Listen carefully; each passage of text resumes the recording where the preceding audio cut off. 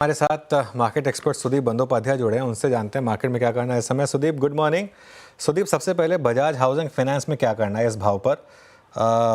अगर आपको अलॉटमेंट मिला तो क्या बेच दें, यहाँ पर प्रॉफिट बुक करें या बने रहें, और अगर आपको नहीं मिला अलॉटमेंट तो क्या इस प्राइस पर खरीदें? गुड मॉर्निंग अनुज।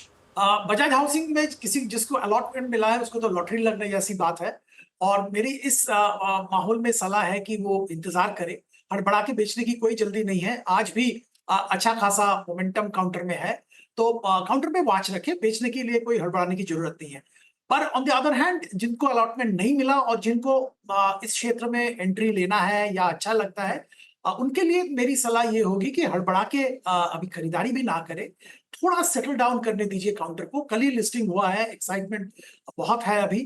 थोड़ा सेटल डाउन करने दीजिए। अच्छा कंपनी है, अच्छा शेयर है, लॉन्ग टर्म में बहुत अच्छा प्रदर्शन जरूर करेगा, पर इस लेवल पे खरीदारी की सलाह हम नहीं देंगे।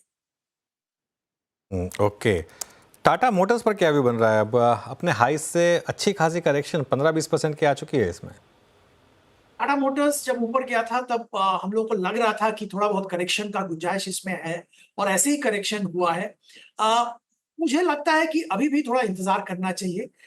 चाइना इनका बहुत बड़ा, जैगुआर का बहुत बड़ा बिजनेस चाइना से आता है, और चाइना में अभी तक कोई स्टिमुलस, बहुत बातचीत हो रहा है पर अभी तक कोई स्टिमुलस ऐसा कुछ नहीं आया। कंजम्पशन में दबाव है, और इसके कारण जैगुआर सेल्स में आने वाले क्वार्टर्स में दबाव देखने की संभावना है। तो ओवरऑल मैं ये मानूंगा कि टाटा मोटर में अभी थोड़ा इंतजार कर सकते हैं। डोमेस्टिक ईवी में अच्छा काम काज कर रहे हैं, पर बहुत छोटा सेगमेंट है, और वो that won't move the needle.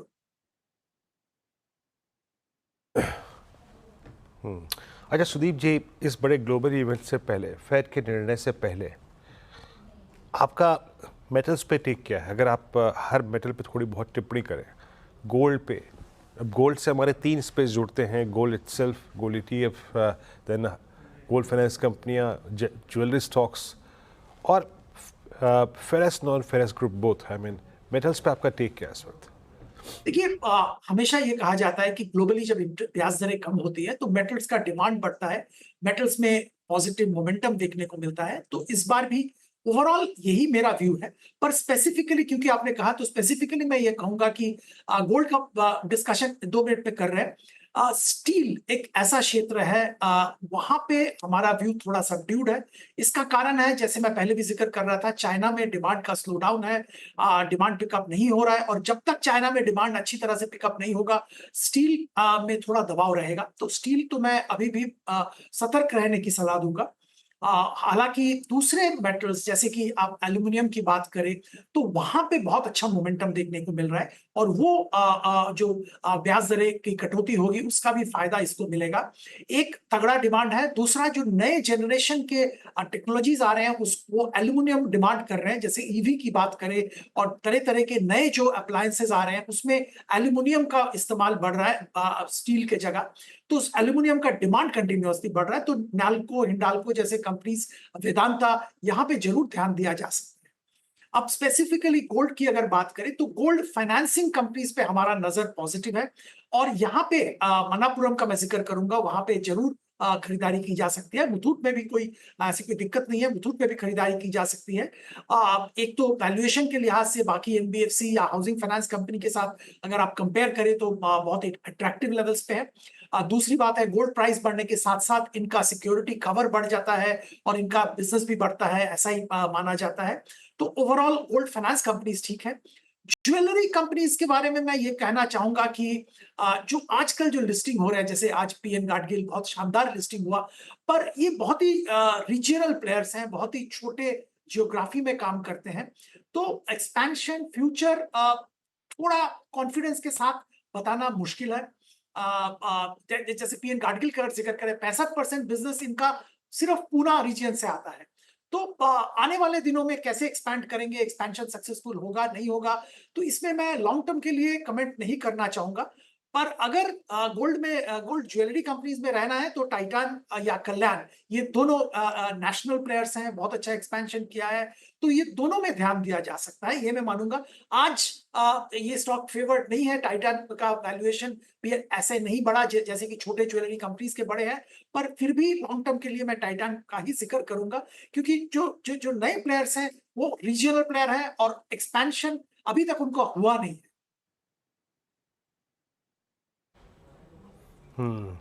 अच्छा, ये हो गई पूरी की पूरी ये जेम्स ज्वेलरी स्पेस गोल्ड और ये पूरे गोल्ड के इर्द गिर्द का यूनिवर्स है। मैं स्क्रीन पे एक और चीज़ रीड कर रहा हूँ कि आज मिड कैप आईटी में अच्छा मूव था, कोफोर्ज हो गया, आप देखिए ओरेकल फाइनेंशियल्स को देखिए, अच्छा मूव था यहाँ पे।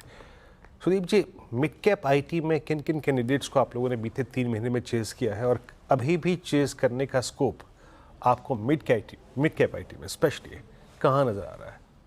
कैप आईटी में वीरू जी हम लोग बहुत ही फोकस्ड हैं, और इसमें हम लोग मानते हैं कि जो सेक्टर्स जिसपे बहुत अच्छा ट्रैक्शन है और उसके साथ जुड़ा हुआ जो टेक्नोलॉजी कंपनी है वहां पे फोकस देना चाहिए।